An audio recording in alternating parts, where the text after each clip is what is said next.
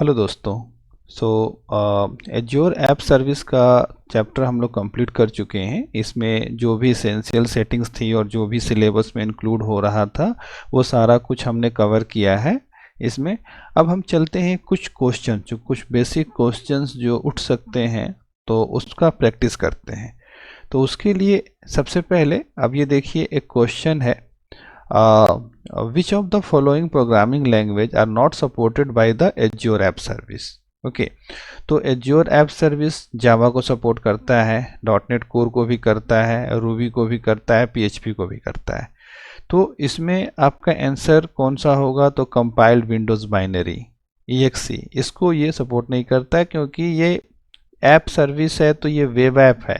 Okay तो web app में आपका विंडोज का EXE रन नहीं होगा। ओके सो विंडोज़ का एप्लीकेशन रन नहीं होगा उसका, तो ये हमारा ये आंसर होगा। ठीक है, इसको चेक करना चाहें आप आंसर चेक कर सकते हैं। ओके तो ये आंसर हमारा सही है। चलिए अब नेक्स्ट क्वेश्चन पे चलते हैं। नेक्स्ट क्वेश्चन है, what is the concept of continuous deployment? Okay तो CI/CD आपने पढ़ा होगा, CI/CD। तो इसमें भी हमने कंटिन्यूअस डिप्लॉयमेंट के बारे में पढ़ा कि कंटिन्यूअस डिप्लॉयमेंट क्या होता है। ओके तो कंटिन्यूअस डिप्लॉयमेंट में पहला आप ये देखेंगे कि your code is deployed to the app service constantly रफली एवरी 5 मिनट्स, यानी 5 मिनट के अंतराल पे वो डिप्लॉय होता रहेगा। दूसरा है, your code is deployed to the app service as soon as it's saved to GitHub, Docker Hub और Dropbox। ओके तो जैसे ही हम सेव करते हैं वैसे ही वो डिप्लॉय हो जाता है। कंटिन्यूअस डिप्लॉयमेंट का मतलब तो यही है। ओके सो ये हम ऑप्शन हमारा हो गया। ठीक है, इसको भी चेक करते हैं, सही है।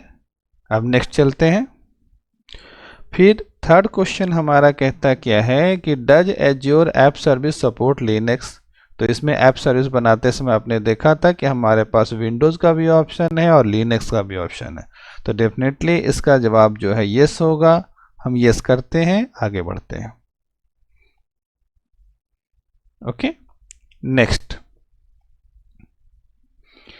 क्वेश्चन जो है वो कहता है क्या कि which of the following are not considered part of Azure app services? So Azure app service में आप क्या क्या चीज़ें डिप्लॉय कर सकते हैं और कौन सा पार्ट नहीं है? तो एज्योर ऐप सर्विस में वेब ऐप तो डाल सकते हैं, API ऐप जो APIs आपने बना रखी है उसको भी, जो स्वैगर फाइल्स के थ्रू है उसको भी आप डाल सकते हैं। स्वैगर फाइल आपका मेन फाइल हो जाएगा, फिर ब्राउज कीजिए, देखिए सारी APIs को रन कीजिए, रन होगा। मोबाइल ऐप्स भी इसके अंतर्गत आता है। ओके इसके बाद फंक्शंस भी आप रन कर सकते हैं एज्योर ऐप सर्विसेज में। ओके सो ये एक आपका ये फंक्शंस हो गया। और एक देखिए ये virtual machine azure app service से कुछ लिंक नहीं बन रहा। ठीक है सो हमारा आंसर क्या होगा? Virtual machines.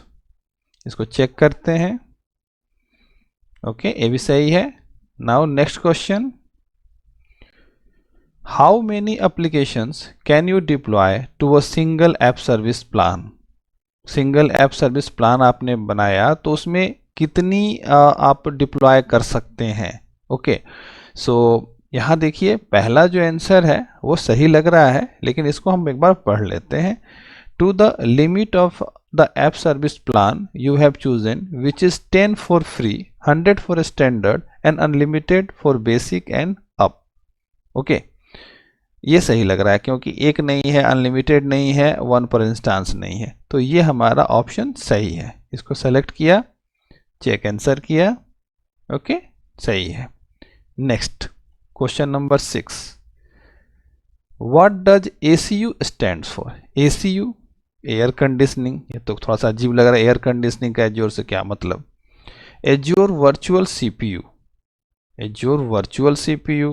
ये तो कुछ और ज़्यादा ही बड़ा हो गया। ओके सो इसके बाद एज्योर कंप्यूट यूनिट ACU,